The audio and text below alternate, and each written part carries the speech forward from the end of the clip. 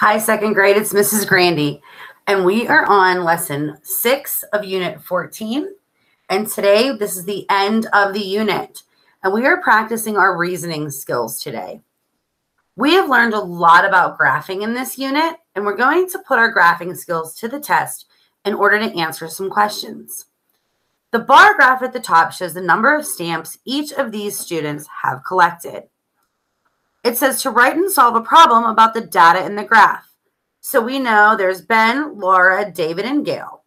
Okay, we see how many stamps they've collected. Ben's collected 10. Laura's collected 25. David has collected 20. And Gail has collected 15. How can I use reasoning to write and solve a problem? I can look at the bars to see how many stamps each student has, which is what we did. I can write a problem to compare the number of stamps 2 students have.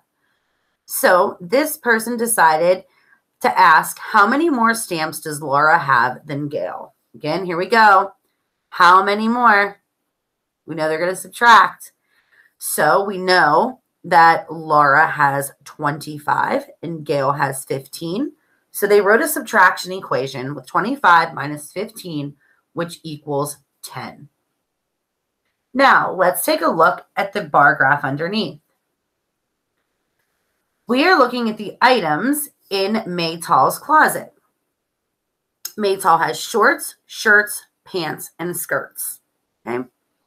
How many pair of shorts does Maytal have? The answer is 6. How many shirts does she have? The answer is 10. How many pair of pants? 14. And how many skirts? The answer is 4. Now, the first question that they came up with is, how many shirts and skirts are there in all? So in all means we are going to add. There are 10 shirts and 4 skirts. So 10 plus 4 equals 14. What is another question we could ask? We could ask, how many more pants are there than skirts? So first we need to find pants, and that is 14. And then we need to find skirts, which is 4. Now the words here are how many more, which means we need to add or subtract. Right, we're going to subtract. And we know that 14 minus 4 equals 10.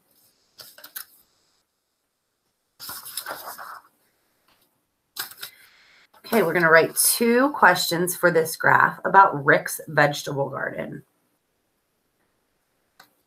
In Rick's vegetable garden, there are tomatoes, beans, peas, carrots, and corn.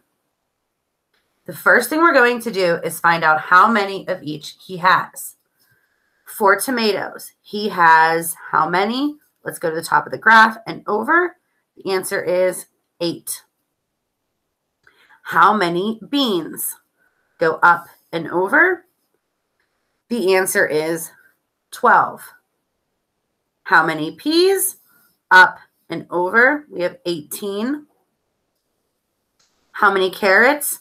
Up and over. We have 10. And then how many corn plants? Up and over the whole way. And we have 4. Now, let's think of some questions, okay? We're going to write the question here, put the equation. If we need to show our work, we're going to put it down here, okay? Let's start with the carrots and the corn. What can we say about the carrots and the corn? Do we want to add them? Do we want to subtract them? Why don't we add the carrots and the corn? How many carrot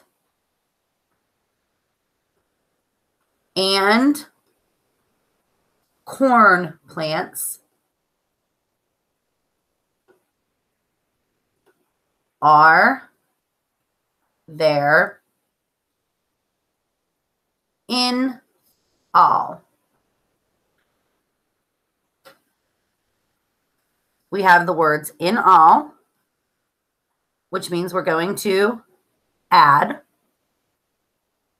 We have 10 carrot plants and 4 corn plants. 10 plus 4 equals 14. There are 14 carrot and corn plants in all. Okay. Now, why don't we look at beans and tomatoes? We know that there are 12 bean plants and 8 tomato plants. What is something that we can ask about the bean and tomato plants? We can ask how many more bean plants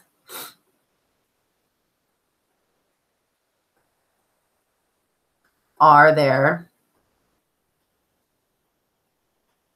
than tomato plants?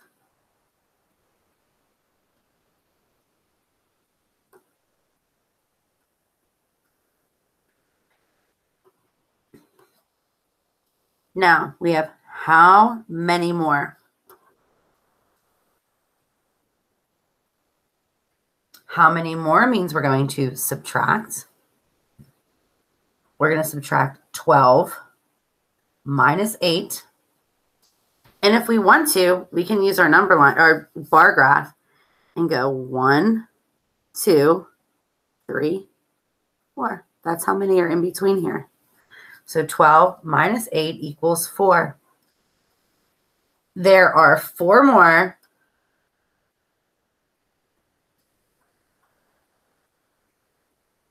bean plants than tomato.